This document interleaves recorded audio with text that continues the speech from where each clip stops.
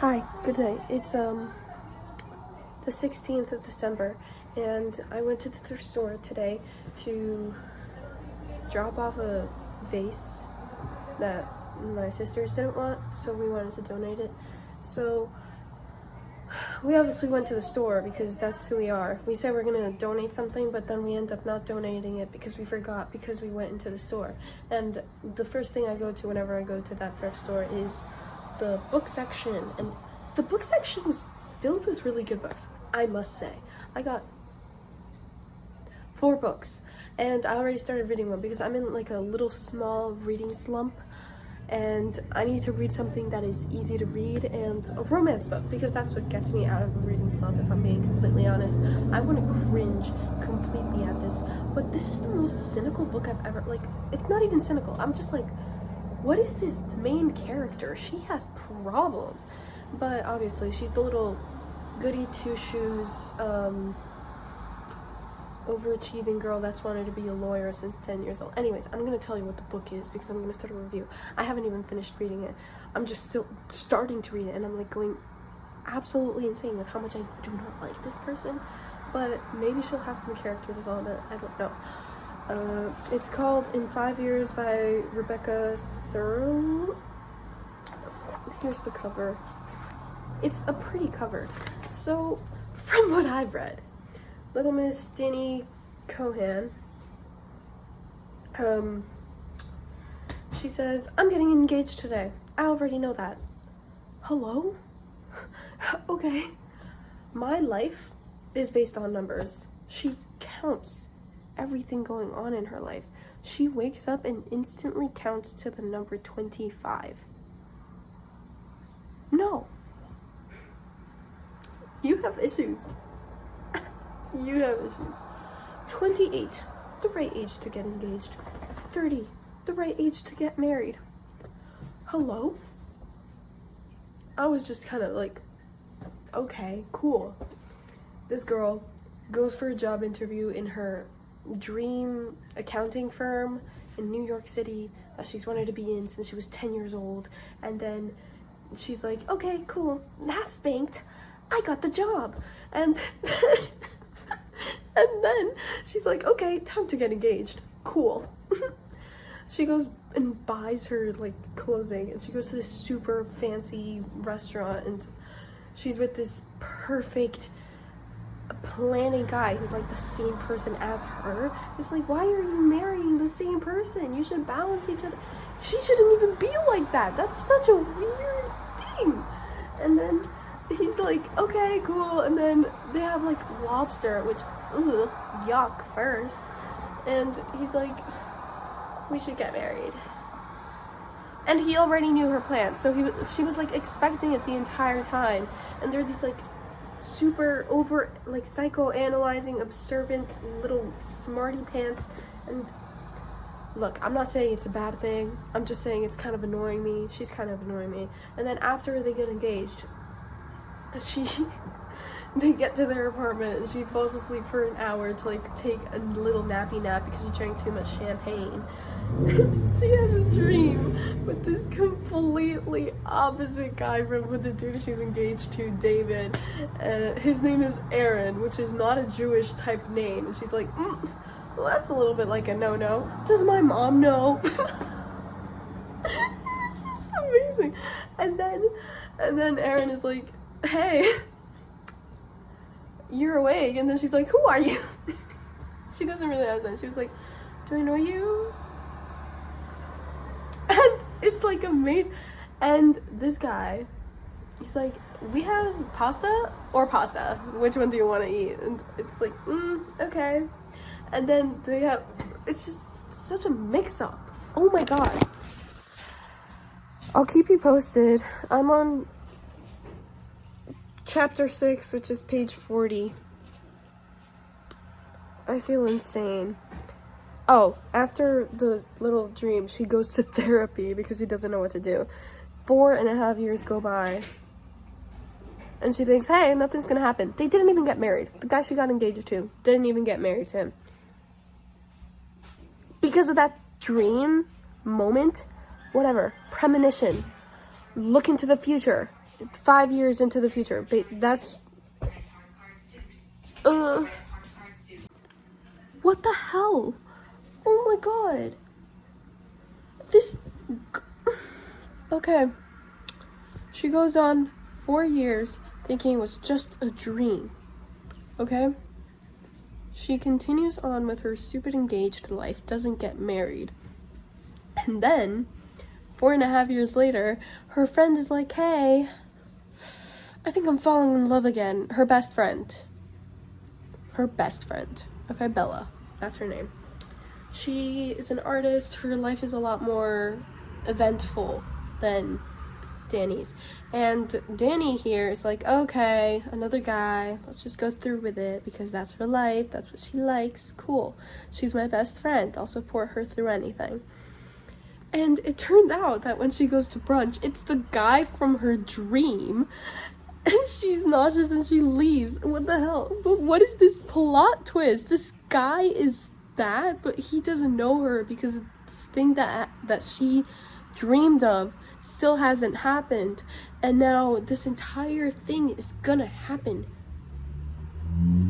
But what? Like, now what the hell is gonna happen? She's gonna break up with her fiance, who, honestly, I don't think he's good for her. He's just annoying. He's boring. She doesn't need that in her life. She needs some sort of emotion other than, we're going with a plan. Shut up. Nuh-uh. You don't need that, honey. Anyways, kind of rooting for her, but now what is she gonna do when her best friend is dating the dude that she had a steamy dream with? Like, oh my god. Yeah. I just read another chapter. That's what happened.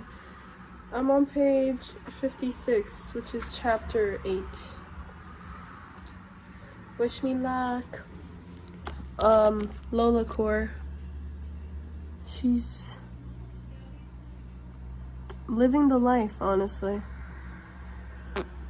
Okay, I'll get back with you. Maybe tomorrow. I might make another checkpoint after I read a little bit more today.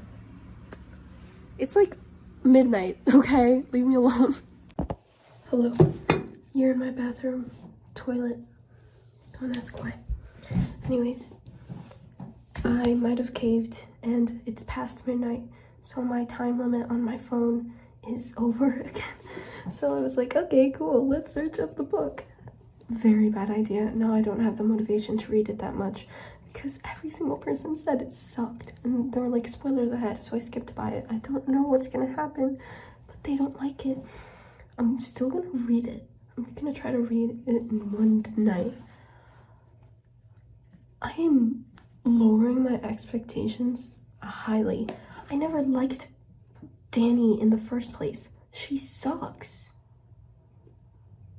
She literally sucks. I mean, like, I don't know. She just sucks. Like, I don't know what the author's trying to do. I feel like she's trying to draw sympathy for Danny by, like, talking about how her brother died when she was 12. And it's probably going to play a part in this.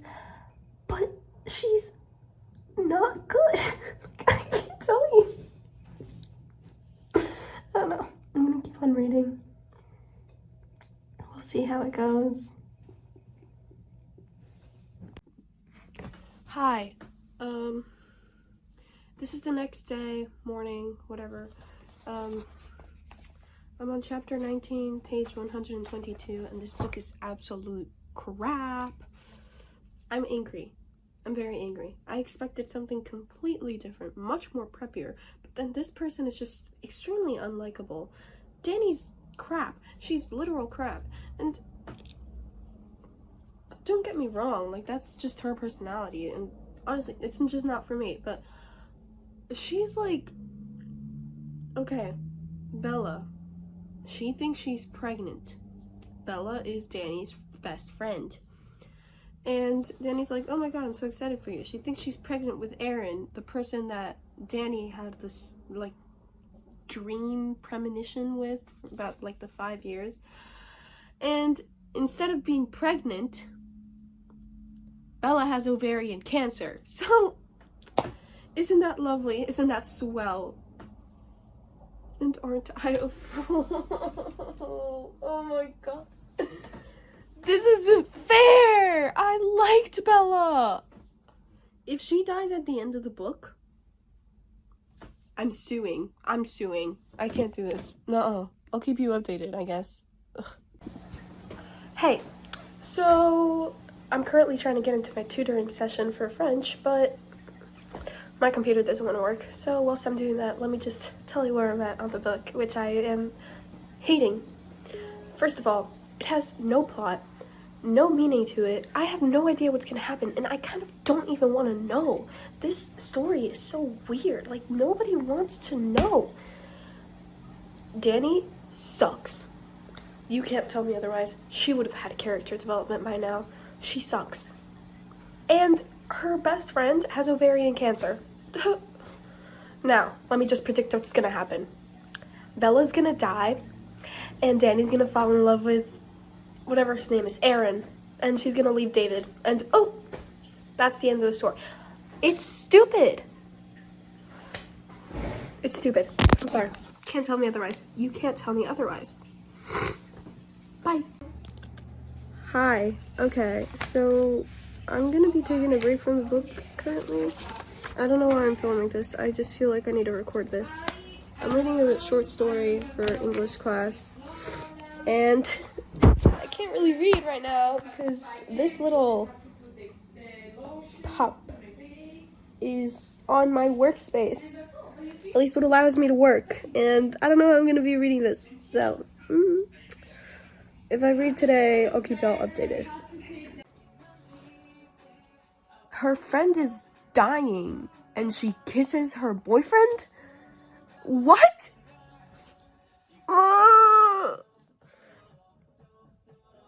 I can't. It is currently 10:25 of the 17th of December. I just finished the book. And I'm still kind of processing all that's been happening like throughout this entire book, but I just have to say, I don't really like it. Okay, why do I not like it? First of all, these characters were so shallow. I feel like it had so much potential, yet it wasn't executed properly. Danny, the main character, is just narrating this entire story, and she just, like, you know that she has a dead brother, but it's never elaborated on how much it's, like, affected her, other than, like, some sort of insinuations, but there's no sort of elaborate climax where it's like, oh, my brother's death has affected me so much that I'm now this controlling freak. And, oh my god.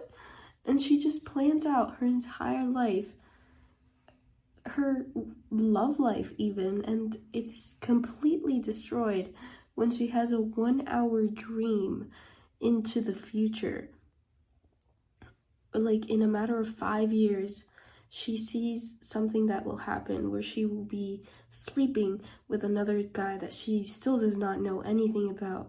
And she has this feeling that is surrounding this entire place, but she doesn't understand it until at the end of the story, where the day that she dreamt of in the matter of 5 years, 5 years passed, the exact day, December 15, where she sleeps with that guy who ends up being her best friend's boyfriend. She sleeps with him after her best friend dies because of ovarian cancer. And honestly, let me tell you, I'm super angry because of that friend dying. She was gorgeous. I loved her.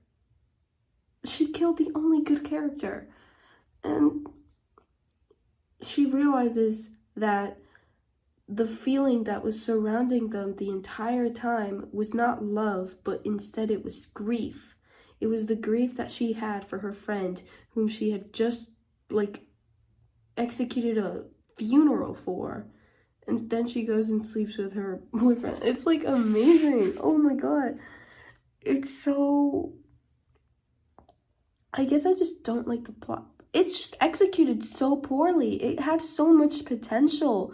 It could have elaborated so much on the characters. The characterization could have been amazing. I could have loved this character, but instead I'm just annoyed by her controlling and like, it's like she's so bad, but at the same time she's good, but like we don't know that goodness because she was never elaborated on. She's just this controlling person who's in her own mind too much, to the point in which she thinks that her knowing every single statistic, number, and fact will help her entire life go perfectly. But why is this happening? Why did she get this way? Was she always this way? Was it her brother dying that caused this? It was never elaborated on. You don't get an elaboration on her or her best friend or the best friend's boyfriend or her fiance that she never married because of the dream. It's such wasted potential. It's just not a good book for me. I don't enjoy it. I didn't enjoy it. If you liked it, if you've read it and you've liked it, please tell me. But honestly, in my heart, I would say it's a no for me. I would give it like a being extremely nice 5 out of 10. But honestly, I'd give it like a 3.5, 4 out of 10. It wasn't good for me. I didn't like it. I'm so sorry. I just can't deal with it. Can't deal with it. Yeah. No. I'm not dealing with that. So that's my review on the book. It's just really bad. And I'm sorry that you've seen me like literally destroyed throughout this entire process of filming this video. But I figured that the process of me reading the book would probably be more interesting than just me reviewing it as I've been doing it lately. And I don't know, it's been kind of entertaining, so we'll see. Jesus Christ. I'll see you on the next video. Thank you for listening to this distraught and messy review, but this is how it is. It's my YouTube channel. I get to choose how I make my content, can't I? So, have a good night. Please sleep. Don't be like me. I have school tomorrow. Okay, bye. Love y'all.